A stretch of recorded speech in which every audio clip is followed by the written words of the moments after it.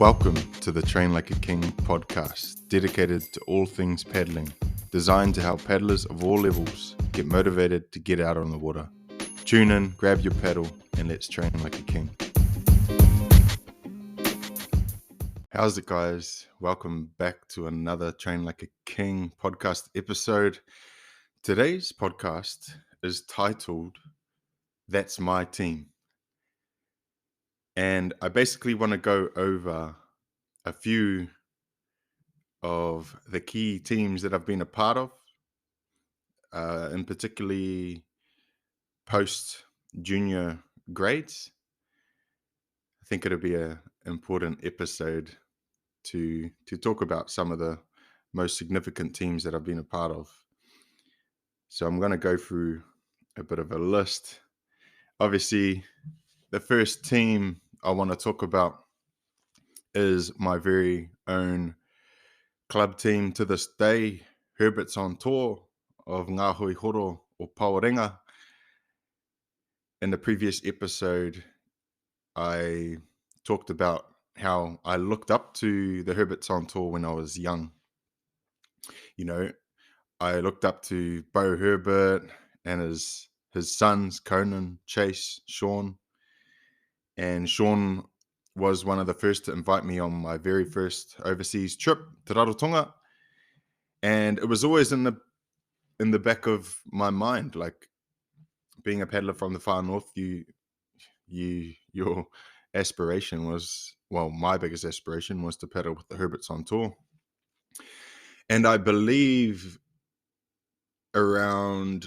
it was around 2015, 2016, so probably around the similar time that I joined Paddling Connection, that I was invited to paddle with the Herbert's on Tour. And that's a pretty it's a rare thing to occur, because it's not easy for you to get a seat in the Herbert's on Tour. You know, it's the only way you get a seat is usually when, you know, someone steps down. So it was perfect timing, and I've been with the Herbert's on Tour ever since. You know, such a awesome team to be a part of. You know, they've supported me for a long time, especially Conan, because around that same time, Conan became my first paddle sponsor. Thai Paddles, shout out to Thai Paddles. And he's supported me ever since. You know, some of the best paddles in the world, won some pretty prestigious races with them.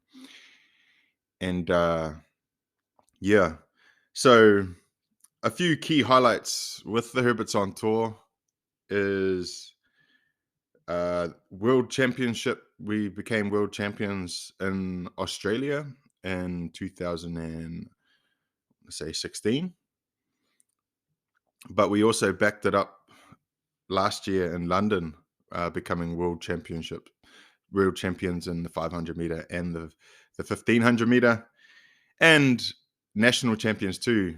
This year alone, we won the 1500 meter, which was very special for me because it was my first time winning that race with them, although we were close in the past.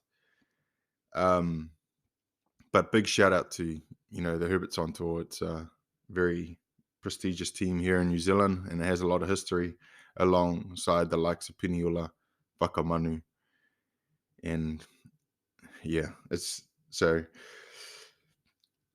I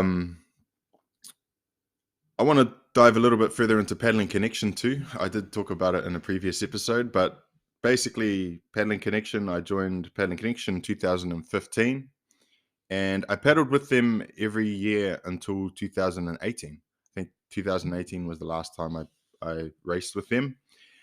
We won the Catalina Crossing 3 or 4 times, and the best result we ever did in the Hawaii Nui was second place. And that was an epic feeling, like to place on the podium even just one day is an epic feeling. And I'll forever cherish those memories with Paddling Connection. the Hawaii Nui 3-day race, taha, raiatea, huahine, bora bora, finishing in White Sands. Such a brutal race, but yeah, learned so much in that race. It's a tough one. And kind of at the same time, while I was pedaling with obviously my club team, Herbert's on Tour, and Paddling Connection, because there were different seasons. I'd spend the New Zealand season with Herbert's. We might do an international race like the Molokai Hoi. We did that in 2016. But then I'd kind of, towards the end of the year, I'd hop onto my Taisian team because there'd be more racing to do towards the end of the year with Paddling Connection. And it just worked out well. And then I also, I believe in 2017, that was the first time I joined a Hawaiian team, Hui Nalu. And that was there through Mario. Mario really helped us out, me and a few others, Ash Rosendale, for example. We would come over to Hawaii and train with Mario and the boys in preparation for the Molokai Hoi. So that was a really fun time because you got to experience racing in those Hawaiian waters, and we were just having a real blast at the same time. And I believe that was 2017 or even 2017 and 2018, I believe, with Huinalu. They're now called Team Oceania, so it was a bit of a Oceania mix because we had guys from New Zealand, we had guys from Australia, Hawaii, Tahiti, all coming together, and it was just an awesome time. So shout out to Mario, and he's continuing to do that, Team Oceania, providing opportunities for internationals to come and experience those key Hawaiian races. And then in 2019, I got the opportunity to paddle with Kalahaui Kai for the first time, and that was an epic experience too. Prior to 2019, Kalahui Kai had a junior program, and they were associated with Huinalu. So I even look back as early as 2015 when I had the opportunity to coach a one-off V1 rudderless session with them. Alan Fluger was the coach at the time, still is, but it was mainly just juniors. And I remember taking a few of those juniors out on the V1 and doing a bit of a clinic with them back then. So it was the first year that they created an open men's team, and yeah, I jumped on that opportunity. It was a pretty awesome opportunity. I spent a pretty almost a year basically in Hawaii in 2019. I didn't have a green card, but I stretched the limit of I could stay 3 months at a time. As long as I came back to New Zealand or left the country, I could come back for another 3 months and then another 3 months. So I stayed there about 9 months in total in 2019. And it was some of the best training and racing that I've done, both in the 6-man and the singles. We're training pretty hard, and we trained particularly hard for the Molokai Hoi, and we were doing really well. So we were with about 3 kilometers left to go in the race. We were sitting in second behind Shalva'a. But unfortunately, just in that diamond head, we got caught with a freak wave a couple of freak waves that flipped us, swamped us, and we were just, we had to bail out with buckets. So we actually ended up 4th that year, but we were pretty stoked with where we were, and we knew what our level was. I like to say I was probably in some of the best shape that I've ever been. Another unfortunate event that year was the Molokai Solo. I was about to do my second Molokai Solo 2019. However, the morning of the race, the wind decided to turn around and blow straight back to Molokai. And it was like crazy strong winds. Like it was difficult for the support boats to get back, let alone trying to paddle that channel. And yeah, it was cancelled. So I'm looking forward to hopefully doing my second solo this year. But we still got out for a play, Steve Tehotata and Manutea Mion and Tuarongo Cohen, and that we all went out and had a bit of a little mini race. That was fun. Still a lot of surf. We just went out and back in to Molokai.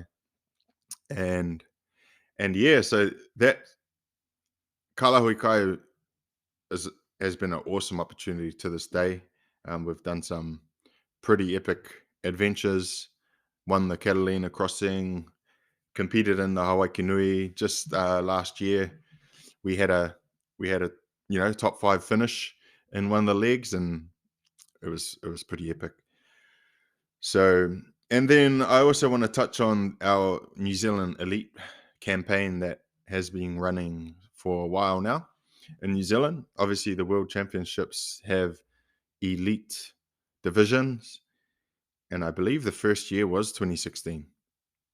And so I've been privileged to take part in that as a paddler over the years. And then more recently, actually, from last year, I managed to get the coaching position for the Premier Men's team. So that's been another epic adventure, trying to balance that coaching while still being a paddler. So yeah, I just wanted to key out an episode that was talk about some of the key teams that I've been a part of. Herbert's on tour, Paddling Connection, Hui Nalu, Kalahui Kai, New Zealand Elite men's team. This is post, the junior grades, obviously. And yeah, I just want to say, forever grateful for all of the opportunities to each and every individual who has, put the invite out there for me to come and partake in these teams. Forever grateful.